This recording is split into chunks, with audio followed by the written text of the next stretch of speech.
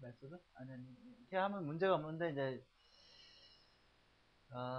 이게 이제 스태틱에서 이제 클래스 레벨에서 락을 잡기 때문에, 이제, get 인스턴스가 이제 매번 이제 락을 잡는 게 이제 사실 좀 기분이 좀 안 좋을 수가 있어요, 이제.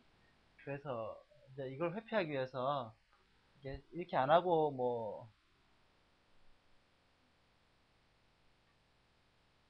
안 하고 할 방법이 있나?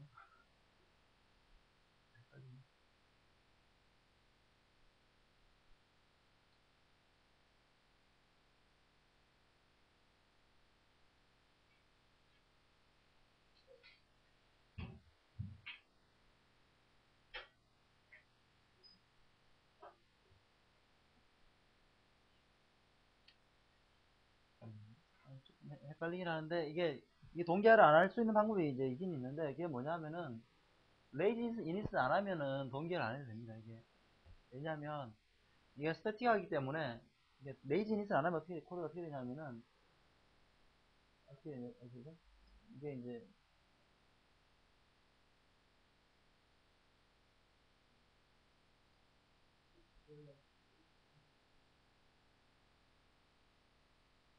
레이지 이니스를 안 하게 되면 어떻게 되냐면은, 여기서 바로 뉴 인스턴스를 해주는 겁니다.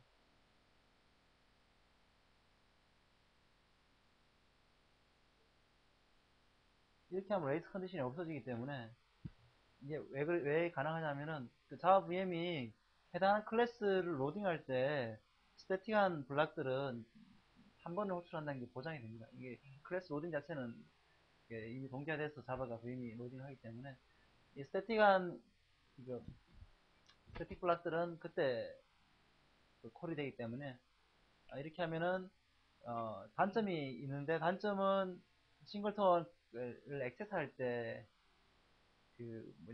클래스 로딩 될 때, 미리 이제 객체를 만나는 게 단점인데, 실제로는 이게 좀 더 안전하죠. 좀 더 세이프하고, 좀 더, 이게, 문제가 발생할 소지가 적습니다. 그리고 어차피, 자바는 랭귀지 특성상, 그, 레이지 바인딩을 하기 때문에, 그러니까 이렇게 쓰나, 얘가 크게 메리트는 없어요. 지금 이렇게, 나중에 이렇게 하는 거. 특히, 다른 경우는 아닐 수 있는데, 이 경우는, 어차피 싱글턴에 대한 내용을 쓰려고 하면은, 싱글턴 액세스 해야 되고, 게디스트 콜 해야 되는데, 싱글턴을 게디스트 안 하고 콜할 만한 일이 별로 없거든요. 그렇기 때문에, 싱글턴 케이스에는 아예 심플하게 이렇게 하는 게 좀 더 효과적일 수도 있다는 얘기가 있을 수 있고, 네. 그래서, 싱글턴 구현체는 아마 이제 이런 식으로 좀 거의 암기를 해도 무방하다.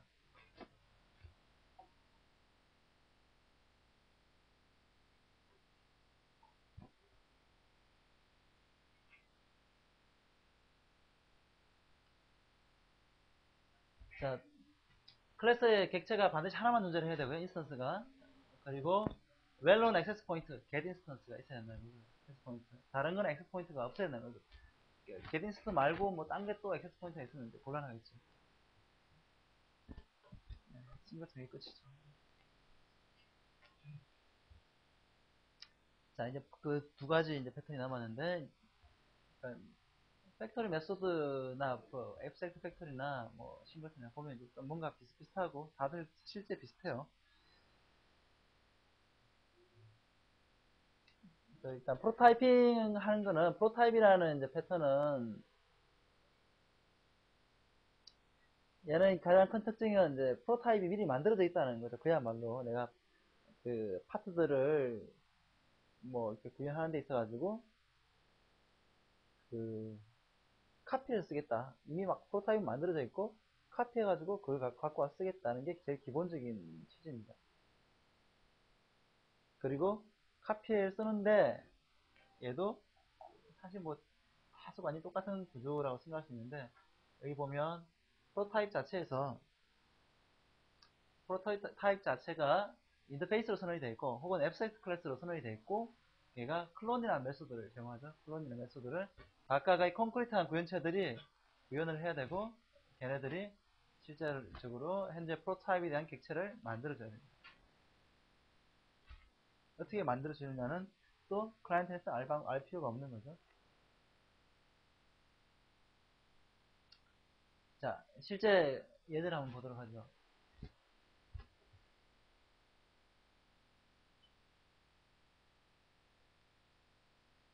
이거는 그 뭐냐면은 내가 이 음악 그걸 잘 몰라서 그렇긴 한데 이게 아마 그 음악 그 뭐냐 구호들 기호들 아마 그리는 걸 거고요. 얘가 뭔가 툴에서 뭔가 조작을 하면은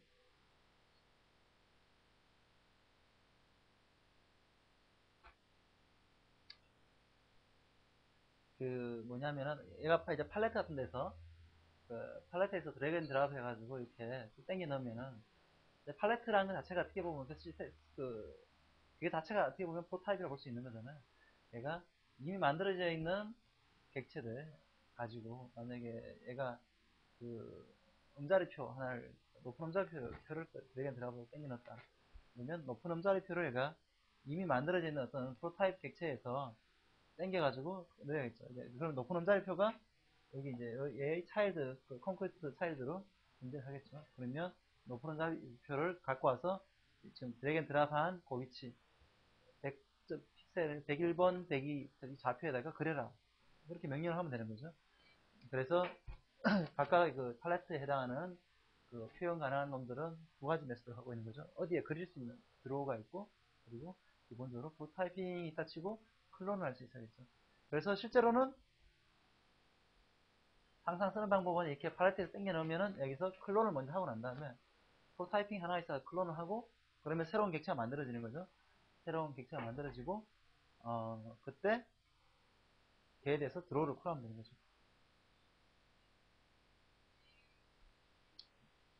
그런데 이게 사실 이게 우리가 이제 프로타이핑을 이제 실제로 코딩할 때 쓰는 경우가 있느냐? 잘 없죠. 예. 보통은 어떻게 하죠? 보통은 이제 그냥 팩토리 메소드 그냥 쓰고 말죠. 그냥 팩토리 메소드 써가지고 대부분 하게 돼 있고 팩토리 메소드 쓰면은 기본값들이 다 채워져 있으니까 유하면 다 기본값이 채워져 있잖아요. 그리고 그게 클론이라는 게 의미를 가지려고 하면은 어떤 변경된 상태가 저장이 돼 있다는 얘기가 돼야 되는데 그죠? 어떤 상태가 저장되어 있는 객체들이 존재해야 되는데 그것들이 이제 크게 의미는 현재로서는 없는 것 같아요. 특히 자바에서는 이게 랭귀지 특성이 아주 상당히 있는 것 같은데 그러니까 프로타이핑을 하나 팩토리 메소드를 가지고 하나 이게 이제 큰 차이가 없기 때문에 실제로 프로타이핑은 그 자바에서는 많이 쓰이진 않는 것 같아요. 제 생각에는 클론을 하려면은 상태가 변할 수 있어야 되는데 프로타입의 상태가 변할 수 있고 내가 팔레트에 저장했을 때 이거는 이제 그 어떤 영역이냐에 따라 다르겠죠. 내가 만약에 템플릿 같은 걸 정의를 한다. 그죠? 템플릿 정의할 때 뭔가 얘 상태에다가 뭐 입력 키, 뭐 프로퍼티 같은 거, 키밸류 같은 것들 막 입력해서 오브젝트를 만들잖아요. 그리고 난 다음에 얘를 그 템플릿에 등록을 해서 쓰잖아요. 그러면 나중에 등록했을 때 실제로는 템플릿에는 그 A라는 클래스가 인스턴스가 A라는 것도 있고 B라는 것도 있고 C라는 것도 있을 수 있잖아요. 그러니까 팩토리 메소드라는 것은 앞에서도 봤지만 그냥 A라는 클래스랑 B라는 클래스가 달라야지 동결하는 방법인 거고 프로타입이라는 것은 객체가 다른 거죠. A에 A도 있고 B도 있는데 얘가 상태값들이 다른 거예요. 나는 키밸류 상으로서 네임이 뭐 높은 음자리표고 나는 네임이 낮은 음자리표고 뭐 이렇게 서로 다른 음자리표란 객체가 있다 클래스가 있다 치죠. 그러면 실제로 템플릿에 등록된 거는 객체란 거죠. 그죠? 그러면은 new 음자리표 해가지고는 문제가 해결되지 않죠. 그런 경우에 프로토타입을 쓴다는 거죠. 내가 그 상태를 이미 저장한 게 있잖아요. 무슨 얘기냐면 거기서 내가 그 템플 그 위에 있는 이 팔레트에서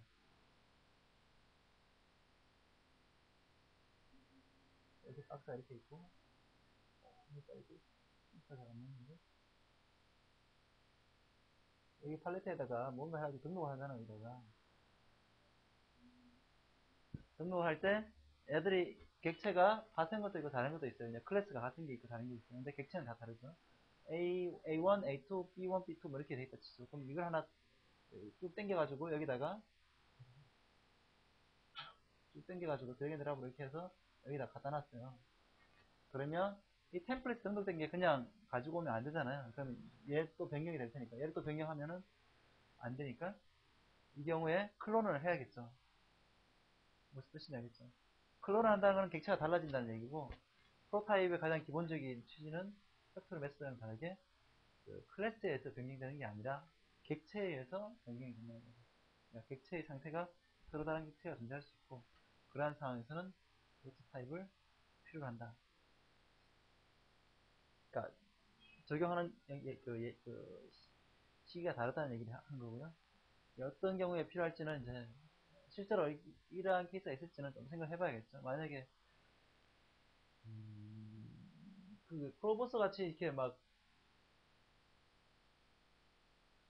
그 특정한 객체에서 막 프로보스 같은 경우는 이제 플로우 같은 거 서비스 플로우를 사실은 내부적으로 시리라이즈 해서 저장을 하게 되어 있거든요. 스튜디오에서 시리라이즈 해가지고 SER 파일을 가지고 되어 있는데 그러면은 어떻게 그 프로보스가 그러면은 실제로 내가 플로우 1이 있다.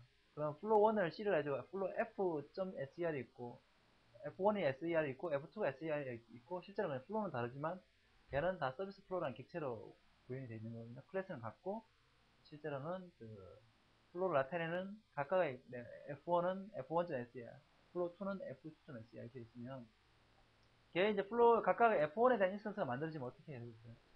new F1 할 수가 없잖아요. 그러면 F1.SER을 매번 디시리라이즈 해가지고 해야 되는데 디시리라이즈 하는 것도 오베이더가 있으니까 그때 디시리라이즈 하지 않고 그냥 카피를 할 수도 있겠죠. 메모상에서 카피를 할 수도 있겠죠. 그러면 이제 그거는 일종의 프로타이핑을 할 수가 있는 거죠. 그러니까 이미 그러니까 스튜디오에서 저장할 때 프로타입을 만들어서 디플로이 한 케이스가 되는 거거든요. 그러니까 프로보 스튜디오에서 플로우를 그리고 난 다음에 실제로는 하나의 그 SER 파일을 만들어 가지고 그 서버에다가 디플로이를 해요. 내부 구조가 그렇게 되어 있는 거고. 네, 그러한 케이스는 클래스가 다르기 때문에 클래스가 같고 그 오브젝트만 다른 거기 때문에 근데 그 오브젝트 하나가 여러 개의 플로우 인스턴스로 돌 수 있잖아요. 인스턴스는 오브젝트 SER 파일 하나가 오브젝트에 해당되는 건데 그걸 가지고 다시 플로우 인스턴스 이게 그러니까 A라는 업무가 있고 B라는 업무가 있어요. 그 업무별로 플로우가 따로 그려지니까 A라는 업무에 해당하는 A 업무.ser이 있고 B 업무.ser이 있어요. 근데 A라는 업무에 해당하는 A 거래라고 했는데 A 거래.ser과 B 거래라는 ser이 있는데 A 거래가 10번 콜되면은 10개 또 플로우 인스턴스가 만들어져야 거래 인스턴스가 만들어져야 되잖아요. 그럼 A 거래.ser을 10번은 객체를 만들어줘야 되잖아요, 같이. 그거는 일종의 디시리라이즈 10번 할 수도 있고 아니면 하나를 디시리라이즈 해가지고 걔를 클론해서 쓸 수도 있다는 거죠. 어쨌든 그렇게 되면 그 A 거래.ser 파일 자체가 프로타입에 해당되는 거고 실제로 메모 상에서 실행되는 인스턴스들은 개념적으로 봤을 때는 프로타입을 활용해서 만들어진 인스턴스들이라는 거죠. 이게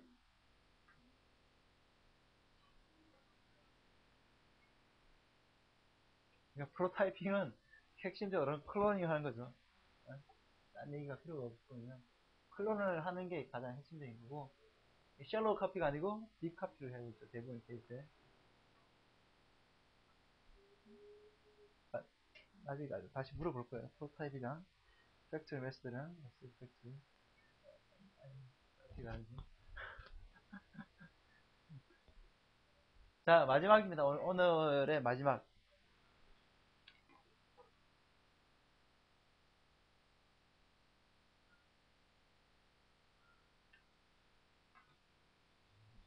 빌더입니다. 빌더.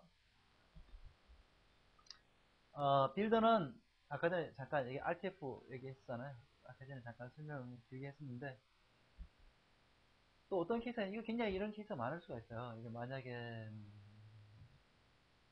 게이트웨이에서 누기지도 않았네.